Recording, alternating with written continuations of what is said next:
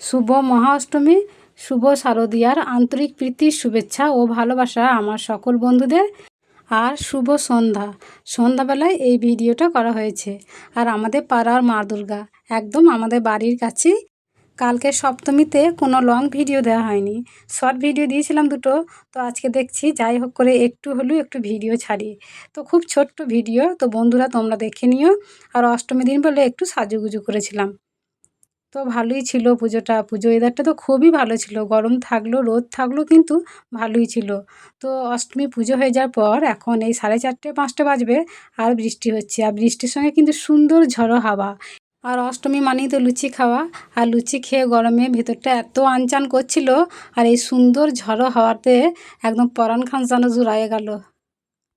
একটু বাঙাল ভাষায় কথা বললাম তোমাদের সঙ্গে।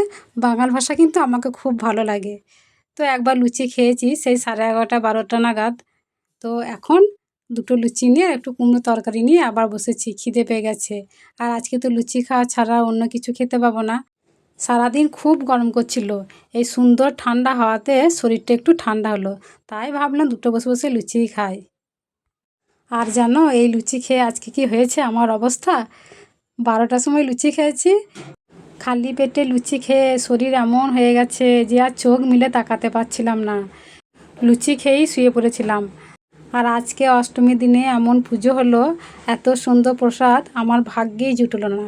সেই শুয়ে পড়েছিলাম আর চোখ মিলে তাকাতে পারছিলাম না। তো আমি শুয়ে শুয়েই ভাবছিলাম আর কি, যে এই পুজো হয়ে গেল, এই প্রসাদ আনতে যাব, এই প্রসাদ খাবো, এই প্রসাদ দিচ্ছে মানে জাগরণে, শুধু এইসব ভাবনাই ভাবছিলাম। কিন্তু কখন যে প্রসাদ দিয়ে দিয়েছে, সবাই পেয়ে গেছে, সবাই খেয়েছে, শুধু আমরাই খেতে পাই নাই। আমাদের বাড়িতে সবাই। যখন ঘুম ভাঙে বিকেলবেলায় উঠি তখন আবার কি আফসোস হচ্ছিল, মনে হচ্ছে যেন প্রসাদ পেলাম না, তাই কেমন লাগছিল, মনটা কষ্ট হচ্ছিল। তো যাই হোক, এখনও তো মা আছে, এখনও প্রসাদ পাবো তার জন্য নয়। কিন্তু আজকে পুজোর দিনে একটা বিশেষতা ছিল প্রসাদের। তো এখন আমি সন্ধ্যাবেলায় দুটি ভাত বসাতে এলাম। তো সারাদিন সবাই মিলেই লুচি খেয়েছিল। তো এখন রাত্রেবেলায় দুটো ভাত না খেলে না ওরা থাকতে পারবে না। তো সেই জন্য ডাল সেদ্ধ আলু সেদ্ধ এই যে ভাত বসিয়ে দিয়েছি। তো ওরা খাবে বললো, কষ্ট মষ্ট করে রান্নাটা করে দিই। আর আমাদের গ্রামের শুধু আমাদের পাড়াতেই মা দুর্গা আসে, আর অন্য অন্য পাড়ায় সব হরগৌরী। আর অনেকগুলো ঠাকুর আসে, প্রায় 6-7টা আসে, দেখতে যায়। অন্য অন্য গ্রামে যায় না বা অন্য কোথাও যায় না গো, শুধুমাত্র আমাদের গ্রামেই যায়। সেটা আবার প্রত্যেক বছর যায় না। কিন্তু এখন না খুব ভালো লাইটিংয়ে কাজও করে। দেখো কত সুন্দর লাইটিংয়ে কাজ করেছে। আর ঠাকুর দেখতে যাওয়া মানে তো প্যান্ডেল আর লাইটিংয়ে কাজ, এইগুলোই তো আমাদের বেশি আকর্ষণ করে। আর অন্য কোথাও যাওয়া মানে এই প্যান্ডেল দেখতেই যাওয়া, লাইটিংয়ে কাজ দেখতেই যাওয়া। আর সিনিয়ারি তো মা দুর্গা তো সে একই, তাই না?